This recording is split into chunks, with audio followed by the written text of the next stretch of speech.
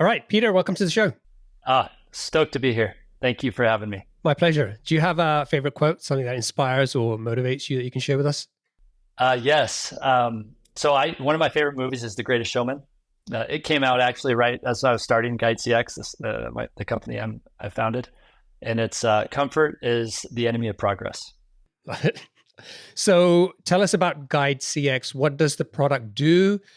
Who is it for? And what's the main problem you're helping to solve? Yeah. So our mission at GUIDEcx is to help people work better together. The problem we're solving is to answer kind of three main questions for individuals that are going through an implementation experience, a workflow, an onboarding process, any experience that involves an external party trying to provide a product or good or service to you that requires, some handholding. Oftentimes the receiver of the product, good or service has, three questions. It's what did I buy? When am I going to get it? And where am I at in the process? And those are the three questions like you hate to get when you're providing the product. A customer calls you and says, when am I going to get it? I think the greatest companies in the world do things so customers don't have to call them. Like Amazon, when my package is late, they tell me it's late. And I have the Amazon package tracker to tell me. And so essentially what we've done is we've built a proverbial package tracker for B2B software companies. And also we've now since expanded in addition to software, professional services, and so on. If you have a repetitive process that involves an external party that needs to be kept up to date, we're the solution. Got it. So you described GUIDEcx, at least on the website, as everything to do with onboarding. Now, in the SaaS world, when someone says onboarding, we're thinking about the software that guides users through step-by-step how to use the product. That's not what we're talking about here, right? You've got a broader vision of how you define onboarding. Yeah, I very much think there's kind of two core use cases in SaaS. You have the product-led growth motion, where I can go to a website, start a free trial, and start using the product right away.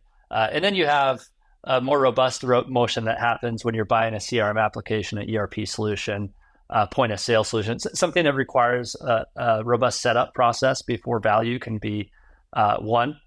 I think both processes can benefit from GUIDEcx because we more focus on, hey, how do you manage the change management that has to occur in order for your customer to display the behaviors necessary in order to get value out of the product.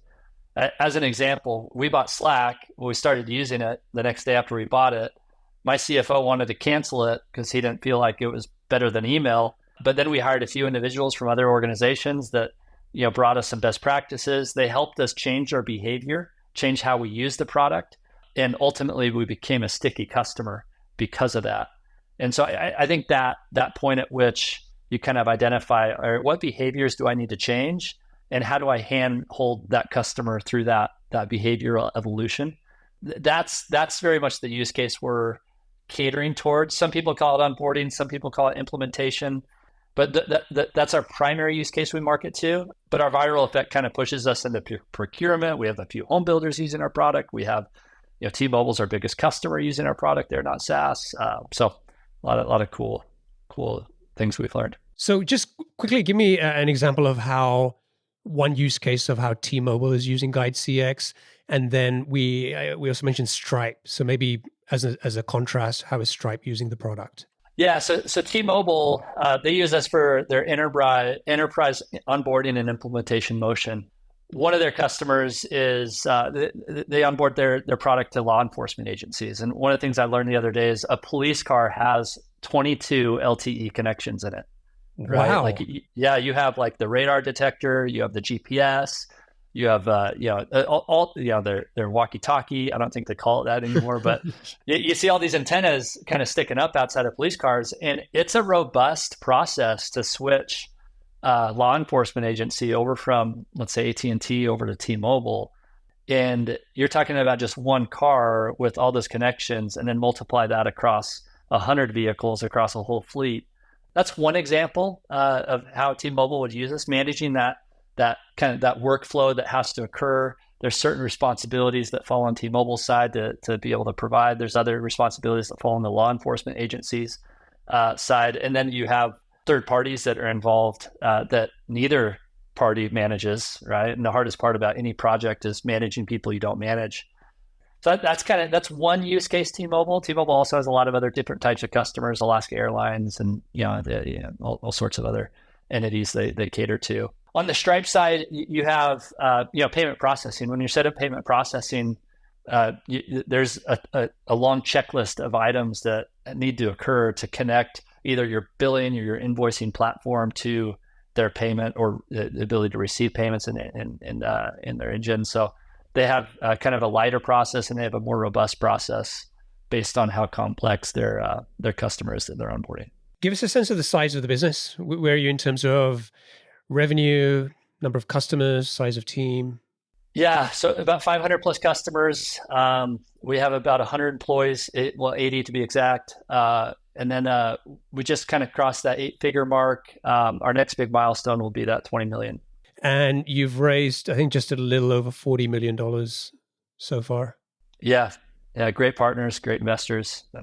But the story starts back in 2017, where you started this business as a solo founder and bootstrapped the company for the first year and a half.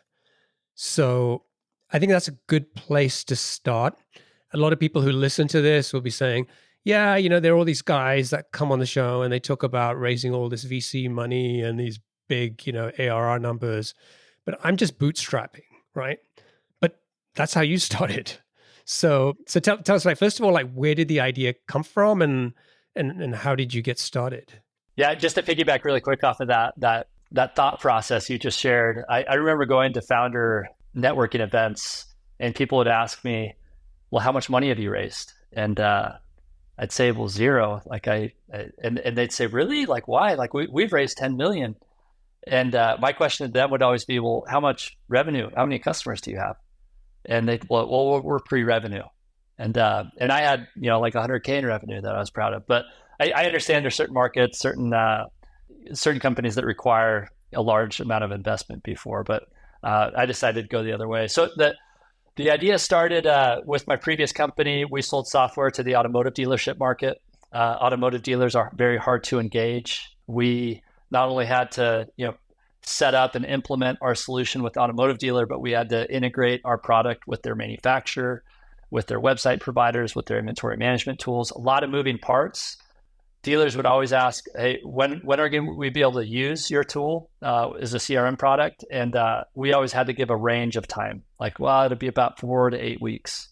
And that wasn't good enough, right? Because there was planning that needed to occur. There was previous products that needed to be canceled. There was training that needed to be scheduled. People needed to fly out. And so very, very complex process to manage when all of our checklist items were just internal facing. And our biggest challenge was getting the dealer in this particular example to engage and understand what the critical path looked like and what would push out the date and what would accelerate the planned end date or the launch date.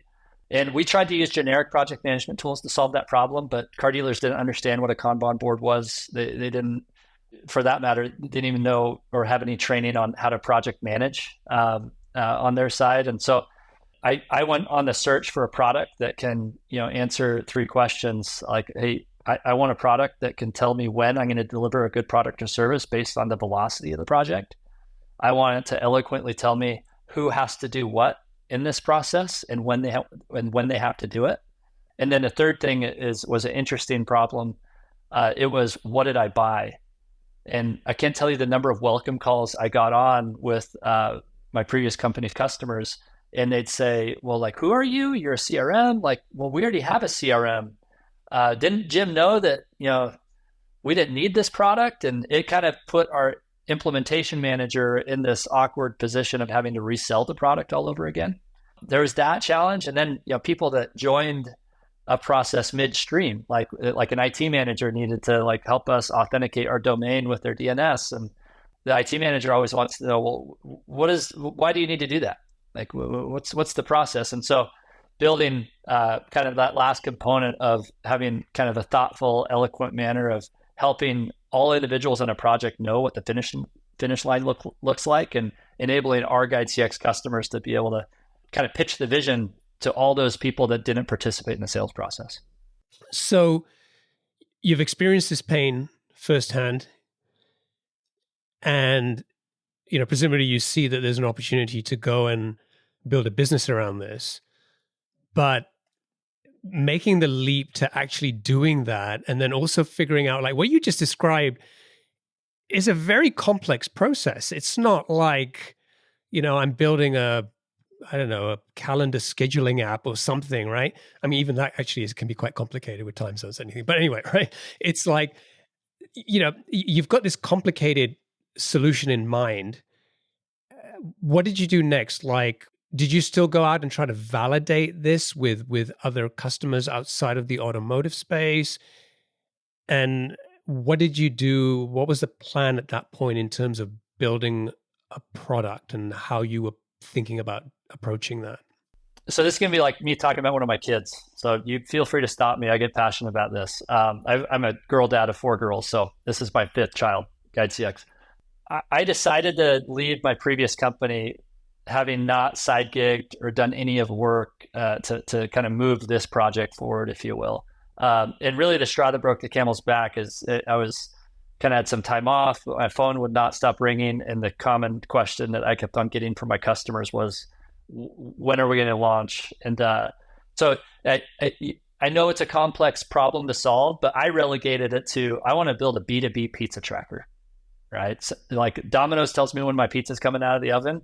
I want to provide that same experience for my customers when I'm trying to handle them through a process.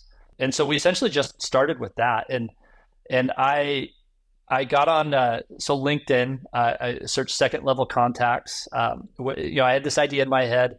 I searched second level contacts with people that had implementation in their title.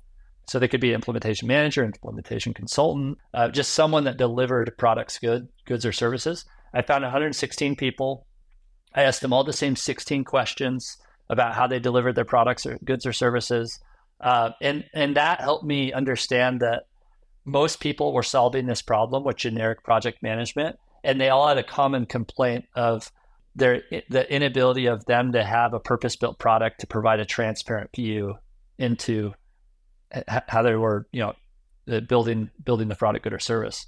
I want to just pause there for a second. Had you done any outbound before you started doing this in your previous roles? Yeah, so that's very much my DNA. My previous company, we built an outbound machine. I even partnered with the automotive dealerships associations to do their market research surveys on an annual basis, and I would ask them, "Hey, I'll ask your questions, but I want to ask 5 more, so that I can build a propensity to buy model of all the members in your community."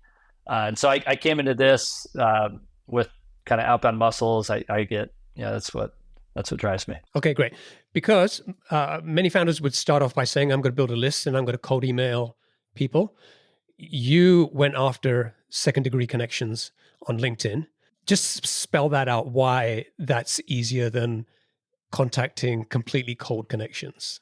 So there's 3 books I read to kind of during this process, one of which was The Mom Test. I also read The Lean Startup by Eric Ries. And then there's The User Method that kind of focuses on the Henry Ford example of someone who iterates and innovates and builds something customers aren't asking for, but they know they want. The Mom Test was an interesting one for me. It was written by Rob Fitzpatrick, who's on your show, I believe. He talks a lot about, hey, you need to get outside of your network to get good feedback. And this is, if my mom was the mom that was sitting in the stands in a football stadium, that if the quarterback threw me a pass and I dropped it, she would be the one saying, well, it wasn't a good spiral. Like, it's not your fault. Yeah. Right? Like, Great mom.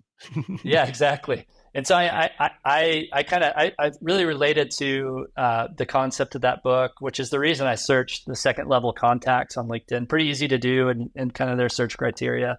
I wanted to get outside my network. And then were you using the mutual connections as a way to get intros? No, just cold outbound messaging. I wasn't even a LinkedIn. I don't know what they call their paid service, but I I just reached out to them, befriended them.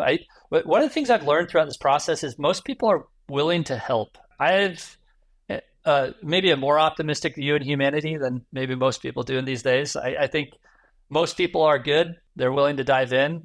We only hear about the bad on the news. And so I was elated. Like there are so many people throughout this whole journey that have helped with no expectation of anything in return. And then were you just sending a LinkedIn message or a connection request to these people with a note? Yeah, you can personalize your invitation. Once I got them on the phone, I had hired, before kind of I started this process, I hired a UX UI designer. I kind of set a budget of 20 grand that I was willing to spend to build some high fidelity mock-ups. I'm not a designer or an engineer by trade. I'm more of a salesperson. And sat with this individual after every interview and kind of said, all right, like what if we tweak this based on what I learned? And this would just give me something to show during the call. And so I'd advertise that piece of like, hey, I have a B2B pizza tracker. I have a portal I'm designing where unrelated parties can work together. Would you like to see it? And that was it. It was as simple as that. Yeah. And I had a lot of people on the phone. And when you got these people on the phone, did you just jump into demoing these I guess this prototype that you were building, or were you also going through and digging into their problems and doing some of the thing that Rob describes in the mom test in terms of, do they really have these problems? So how did you use that time? What did you ask them? Yeah, so before I showed any of the product, I still have the spreadsheet today. I asked them all the same 16 questions. And those questions revolved around, hey, how long is your implementation process? How many people are involved? How many assets are traded back and forth during the process? How many meetings do you have during your implementation process before you recognize or receive revenue? These were all pain points that we had in our previous company that I wanted to validate that other people had. I knew that the car dealership space was a hard user to engage. I didn't have a confident feeling that like fintech would be very hard, or that ERP solutions would be hard, or that point of sale solutions. And thankfully, I found out that, hey, a lot more than the dealership industry has this challenge of engaging users after a sale. And that gave me the confidence to green light it, hire engineers, and then move on to that next step. How many people did you find through these second degree connections on LinkedIn? I have 116 people on my list. And how many of them agreed to get on the phone with you? Probably roughly half. And then of those half, I signed 14 of those connections to pilots, and 9 of those customers, 9 became paying customers. So I guess fast forward a little bit, after getting validation, I had and offered them to participate in a free pilot. But as being a part of this free pilot process, I wanted them to sign an agreement. And that agreement essentially said that, hey, in June of 2018, I'm going to tell you how much this is going to cost. I'm going to have the product ready, like a usable product, March of 2018. So you have some time to evaluate it, to help me iterate on it. I actually, in the agreement, I actually asked and made them commit to 30 minutes a week, right? I wanted them to devote time to me. And then by July 1st, after I told them how much it would cost on June 1st, because I didn't really know how much I was going to charge for it, I would give them the option to become a paying customer. And so the cool thing is we signed 9 up on July 1st. That kind of totaled about 80K in revenue.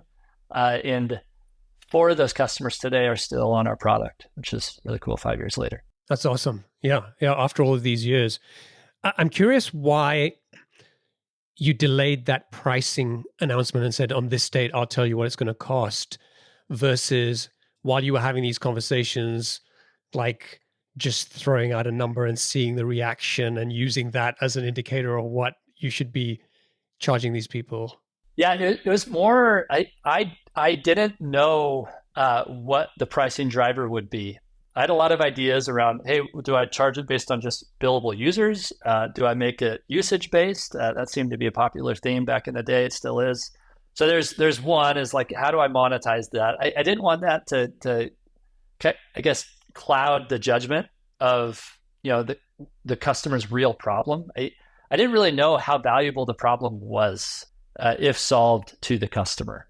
And so I think dollarizing it too early was, in my mind, would be a mistake.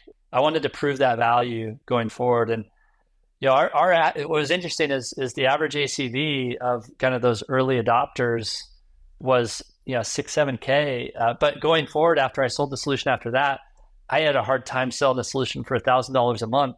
And it was kind of interesting because I had spent so much time with these early customers, and they valued that time such that they kind of not overpaid, but they paid me more, knowing that like, hey, they're getting more than just the product. They're getting someone who's going to continue to work with them, iterate on this process, and build a product that's going to be more and more valuable in the months to come. And then when you start selling new customers, they don't have that experience. And so the interesting evolution of identifying, all right, if people will have confidence in not only the product, but if they have confidence in you, they will pay a premium.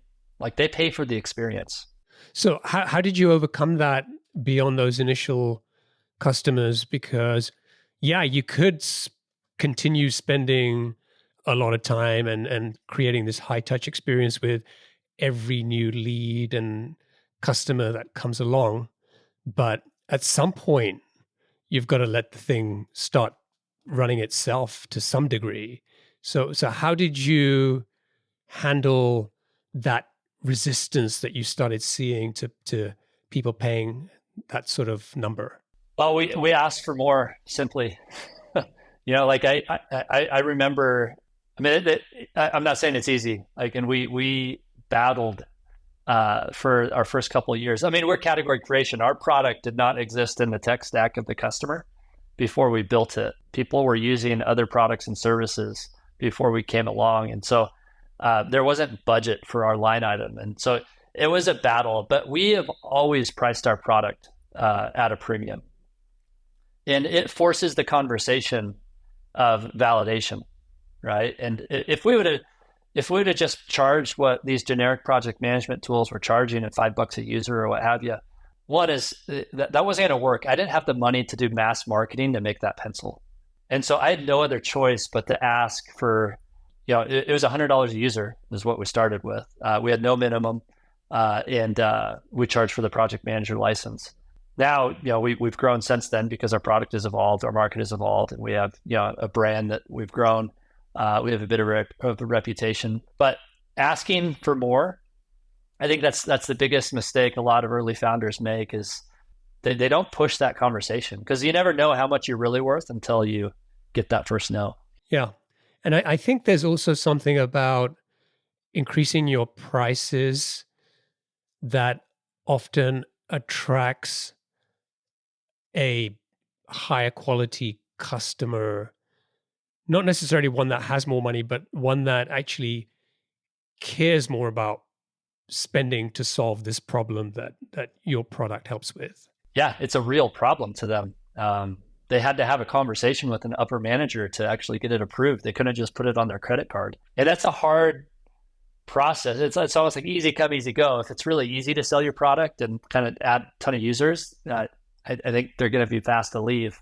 But if you build that momentum early on, and they would say, choose the hard, life gets easy. Choose the easy, life gets hard. I think charging more for your product, asking for more early on is choosing the hard, and then it makes everything easier downstream because you do have a much more engaged, committed customer. So we talked about the process you used to get to the first roughly 10 or so customers. I think that's there's almost like a playbook there that, it won't work for every type of business, but what you just described there is a really good way that I think many founders could tackle, finding those early customers and doing this validation and so on. So in many ways, the first 10 is often the hardest, but, then you have the next challenge coming along and you're thinking, okay, like I've now got to start to set my eyes on, can this be $1 million a year business? And I think most of that growth for you still came from outbound, but you started taking different approaches. So what did you do there to then start to figure out how you could get to 7 figures? Well, I guess just to remind you in the audience, like I was still bootstrapping at the stage, and so I was optimizing for efficiency. When it's your money in your bank account, you tend to make decisions much more carefully than I think you otherwise would have. I don't want to give my investors the sentiment that I'm belligerent now, but it is true. It's like money clouds judgment at the early stages, and so we were very deliberate or I was very deliberate as to how we spent that money. A challenge that we had was, two of my first four employees left, and they were extremely talented. The lack of growth and the lack of speed drove them away to another company. They use GUIDEcx at their companies now, and I still have a phenomenal relationship with them. But I learned a hard lesson of, I need to decide whether this is going to be a lifestyle business or a growth oriented business. And to answer your question, what helped me decide to take external money was, I guess, two things were happening with the business. One is our product is viral in nature, meaning that it's an external customer portal that our customers put in front of their customers. And so we have this kind of awareness motion of users that are in our product that aren't customers of ours, but they know who we are because there's some discrete branding of GUIDEcx. We started to see lots of those second degree individuals, like customers of customers, signing up for GUIDEcx. So that was a very exciting motion, a confidence inspired motion that I felt like, wow, if we could start selling this to lighthouse accounts, big companies that are running thousands of projects a month, they can invite all their customers to this product. Then the wheel starts spinning a lot faster. So there's a bit of a model, some early signs that we can accelerate growth if we had the means to do so. The next thing that started to happen was people were expanding their licenses. So our net dollar retention, it's easy to spike your net dollar retention when you're super early, right? It's easy to kind of take a $100 a month customer up to $1,000. But we saw lots of expansion, growth within teams that helped us continue to evolve. And that was another big sign. So I guess the viral motion was working and our customers were expanding. That's where I felt like, hey, I could go to an outside investor and look them straight in the eyes and know that I can model out this business for the next 12 to 18 months and provide some pattern-centric opportunities here that we can double down on. So the 2 out of 4 employees that you lost was in the first year. Do you think, looking back, if they had stuck around and been happy with the pace of growth, that maybe you may have taken longer to raise money, or do you feel like you were going down that path anyway? Well, I think the lesson learned was if I were to do this again, I wouldn't have been as stubborn in trying to do this all on my own as long as I did. We got this business to $400K of ARR before we accepted an outside dollar. We had patterns before that, and I could have been a little more aggressive at raising, which would then would have accelerated the growth and helped these individuals that were with me at previous organizations make the money and be a part of something that was growing faster than something that they were part of before. You described earlier how you looked at your second degree connections on LinkedIn, found people with implementation in the title, had a decent list to go out and reach. When you start thinking about go-to-market, motions, and you've got a product which is fairly horizontal. So where do you focus your energy now? The whole world is potentially your customer. So what did you do there to at least get more focused on where you were going to place your bets and which type of customer you were going to go after next? So we looked at the SaaS market as our most viral coefficient customer, meaning that most SaaS customers could be our customers. The antithesis would be, we have a few home builders using our product now to guide homeowners through a process of the home design build process. Those homeowners won't be buyers of GUIDEcx. That would be a non-viral use case. But SaaS companies oftentimes provided us that viral nature. And so we identified SaaS companies as our early ICP. That's expanded since, but that was the first step, is identify hey, what companies do we want to chase? The second step was to build an outbound machine, a motion that can start hitting people at the right time. And there was 3 groups of people that we prospected. Companies that have recently funded, people's whose job titles on LinkedIn have changed that had implementation manager in their title. So we were kind of targeting that as well. And then third is lookalike customers. And we still run the same playbook today, but we've overlaid a lot of other strategies. But that literally got us to our Series B. Like I think I could call it maybe if I were to do this all over again, I probably would have invested in demand gen a lot earlier. We didn't have a professional marketer until really 12 months ago. And so we built this outbound engine, and we probably sacrificed some efficiency early on, but it worked. We were able to pick and choose the customers we wanted to chase. And I think that's helped us kind of create a great base of evangelists that has helped us get our next 1,000 customers, or we have 500 today, but our customers love us, and I'm grateful for them. I think a lot of it has to do is we picked and choose them. Whereas when you run an inbound motion early on, you're kind of at the mercy of who, like you get target, but people are knocking on your door, and oftentimes you don't know who's knocking. How much, once you raised your first round, which I guess was about 18 months in, did you then hire someone to do all the outbound, or was that still a big part of how you were spending your time? Yeah, so my co-founder that I added about 18 months in led a sales team at my previous company. He was an outbound machine as well. His expertise was managing SDR teams, and so that's how we built it. And we were essentially the AEs for the next 12 months. These SDRs were feeding us, and we were perfecting that process. And then we started hiring AEs probably about 8 months after we started building this SDR outbound engine. And then we just continued to add. So let's go back to this, what you said about not investing in demand gen seriously until your Series B. You look back at that and say, okay, maybe that was a mistake. Maybe there was some lost efficiencies there. But maybe can you give us an example of like how that maybe hurt you or the business? Because on the face of it, it doesn't sound like a big deal when I hear it now. Like you're an 8-figure ARR business and doing pretty well. So what was the impact of delaying that decision and making that investment? Monday morning quarterback, right? Like you always kind of, I'm experiencing the benefit of having a robust marketing department today, and seeing how much our demand gen engine is helping us fuel our inbound effort. And I always think to myself, well, man, what if I could have done that 3 years ago? And then you have to be fair with yourself. Well, were we mature enough to do it? Would we have been ready to do that? I think we would have. And that's why I kind of call it a mistake not to do it earlier. We focused a lot more on brand versus demand gen. When I look at marketing leaders, I kind of look at them in two scopes. I think there's brand-centric marketing leaders, and then there's demand-centric marketing leaders.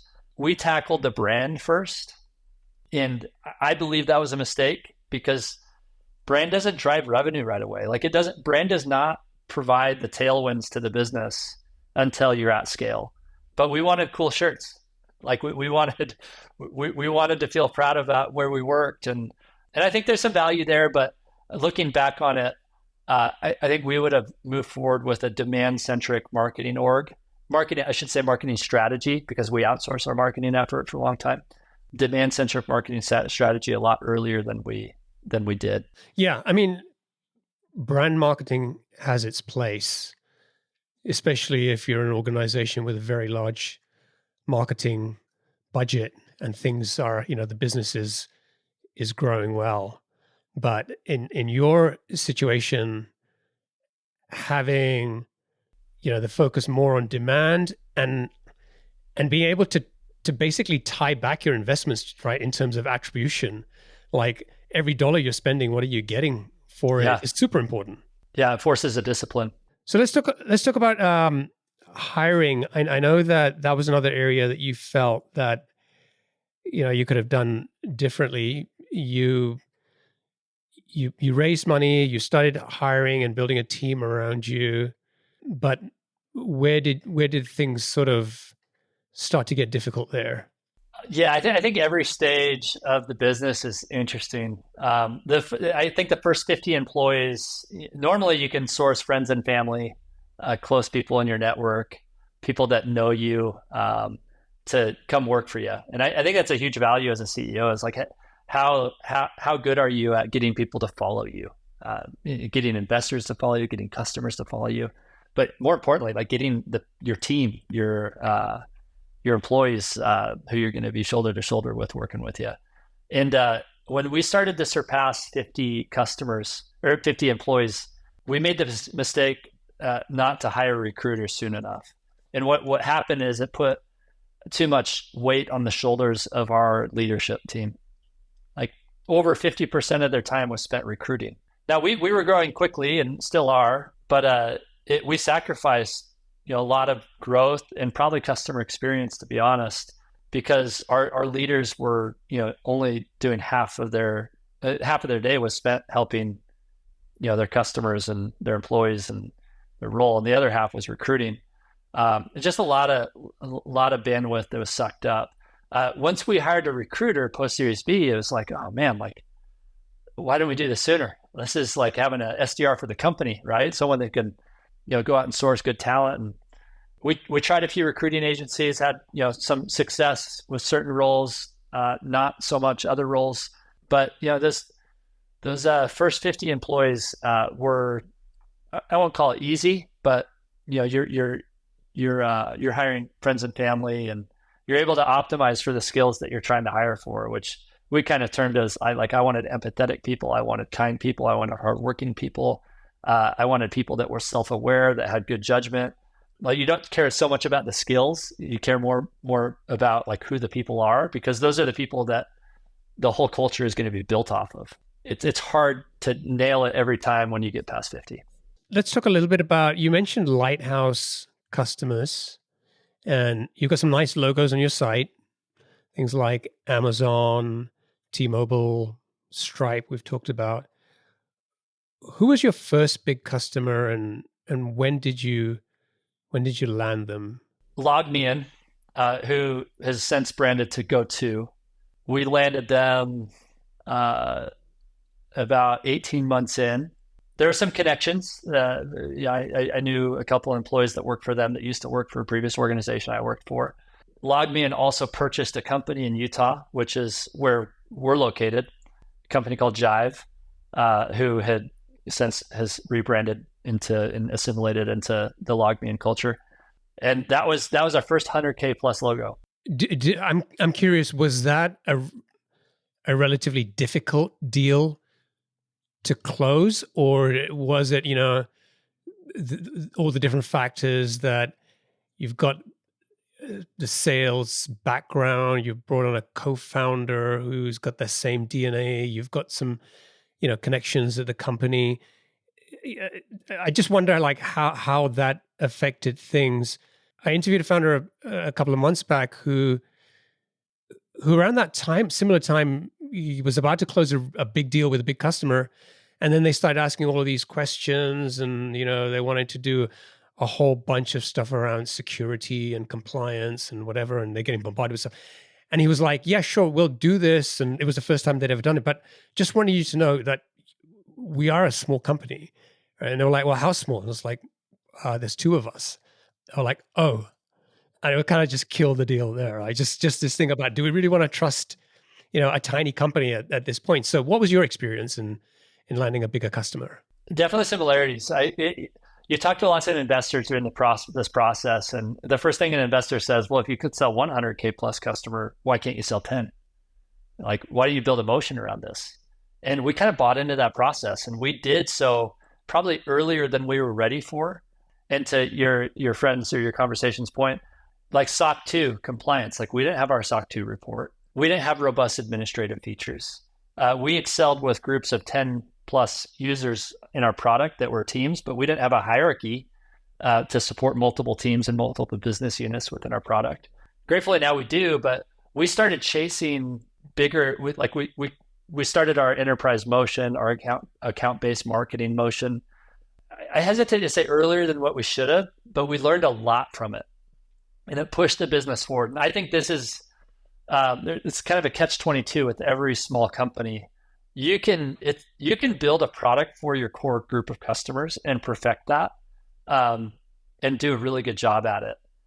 But there's kind of a fine line between, hey, do you want to go up market, and are you going to become a billion-dollar organization with the customers you have today, or do you need to increase your deal size? Do you need to attract the Fortune 100s? And so it's kind of this fine line of building a product for customers you don't have today, but still catering to your current customers. That was us. We had 4 enterprise AEs thinking that we were ready, based on kind of the things investors were telling us, like, hey, you don't know how good you really are. Like, why don't you just go try? And we hired 4, and then we ended up letting go of 3 and kept 1. And then we built a team again. But hiring those 4 helped us learn what we needed to do to excel with the bigger logos. So you could say it all happened in its right time frame, but it was a painful process. So we should wrap up in a minute and get onto the lightning round. I do want to talk about one other thing before we do that.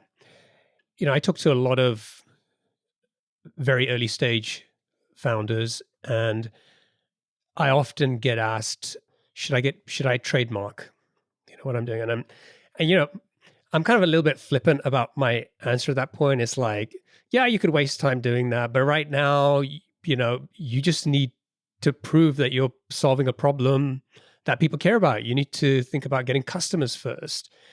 Yeah, and you're so small, no one's going to care about, trademark and stuff like that. But you've faced exactly a trademark issue very early on with your business. Tell us a story. What happened there? Yeah, so this was about a year in. We were previously named Beyond, is the name I chose for the company. I wanted a short URL. I wanted something that could be a verb. Like all the common themes of, like, when you're naming a company, this is how you should choose your name. Beyond was spelled BEYND. So on the phone, we'd always have to say, well, yeah, we're Beyond, but without the O. And the reason that we didn't have the O is because Bed Bath & Beyond had that URL. But anyways, we chose that name.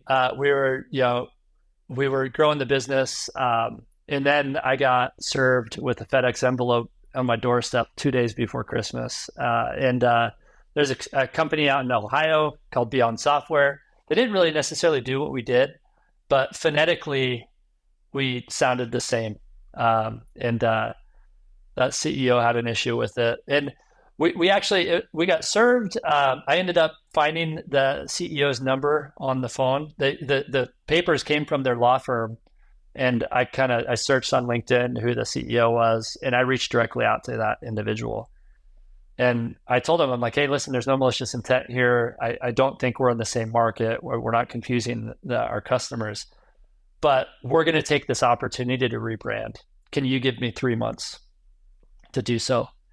And so we took January, February, and then on March 22nd of 2019, we switched to GUIDEcx. Learned a lot about, like, we hired a trademark attorney. We learned a lot about that whole process. And I agree, like, your money and your funds are so limited in the early stage. The last thing you should do is spend thousands of dollars on a trademark attorney. But there's things I could have done. Like, I could have done a test search on the government website and kind of done a little homework on my own to give me some level of confidence that the name I chose wasn't conflicting with any other company in the space, but I didn't. Made a mistake there. That's the last thing you want. Well, especially a couple of days before Christmas. You're like, I quit my job. I'm trying to build this business. I'm trying to find customers, and you throw this on me. But it forced us to run like a robust messaging exercise. Kind of forced us to define a mission statement. Like, we went through all the kind of more professional motions of how do you pick a company name? What's your mission statement? What's your brand essence? As we start hiring, we want everyone singing towards the same tune. So what's our elevator pitch? It forced a lot of good behaviors. So looking back on it, I'm glad it happened. I love the name we have now. It's more indicative of the problem we're solving. But man, another type 2 fun moment, right? You look back, you don't want to live it again. Totally.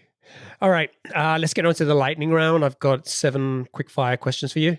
Just try to answer them as quickly as you can. What's one of the best pieces of business advice you've received? So my father, a great man, passed away 3 years ago. Absolutely, just learned a ton from him. I grew up hearing this quote over and over again, and I apply it to the business world as well. The greatest offense is to take offense when no offense was intended. I think you follow that mindset and you become liberated.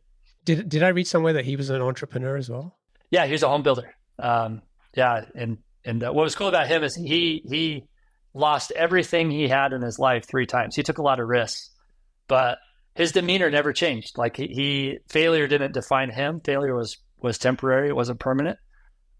So yeah, I can go on and on about the lessons I've learned, but from him. You already mentioned a few books, but is there one book that you would recommend to our audience, and if so, why? A recent book I just read is Predictable Revenue by Aaron Ross. He kind of built the customer success motion for Salesforce. Great book. Agreed. What's one attribute or characteristic in your mind of a successful founder? I think one that can instill confidence in team members and employees and customers and investors. Like anything you do and say should always be designed to build confidence. And that doesn't mean you're an eternal optimist all the time. It doesn't mean you're not realistic.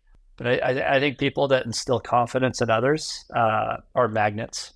What's your favorite personal productivity tool or habit? I'll choose a habit, a morning workout routine. My mind is cleared when I can get in the gym and kind of get a good workout in before the day. When that doesn't happen, my day is not productive. What's a new or crazy business idea you'd love to pursue if you had the time? Virtual EA. I'm kind of nearing this moment where a lot of my mentors that are at the same stage I'm at in companies, they have executive assistants, and they always battle with, like, if you hire the right one, they are priceless. And I said, well, what are the qualities of the right one? And I always think, well, can't we have virtual? Can't we automate that process a little more? Can't someone look at my calendar and automatically know what I want to prioritize and how best I can use my time? It might happen, especially these days with what's going on with AI. It'd be pretty interesting. What's an interesting or fun fact about you that most people don't know? I majored in construction management. Grew up framing homes. My dad was a home builder. Lots of people think that, hey, you're running a software company, like you majored in information systems or have a software background. I don't. You didn't have a background in software or development or design, and you've still been able to build this, great business. And I think in many ways, often I think I talk to people who assume that maybe not having the technical skills is a big disadvantage. And maybe in some ways it is.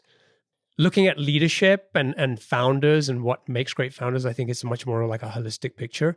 And, I think people like you are a great example of, you don't have to be a coding geek to go and build this type of business. Yeah. And you need to be friends with those individuals. Definitely. Yeah. Yeah. It's, I agree. And finally, what's one of your most important passions outside of your work? So I'm a girl dad. Right now, my life is going to dance recitals, gymnastics, soccer, you name it. That's my nightlife. But aside from that, I love building things. I love working with my hands. I still love kind of that construction, that tangible ability to. I've finished the basement in every home I've lived in. I've built all my sheds in my backyard. I just like to build things.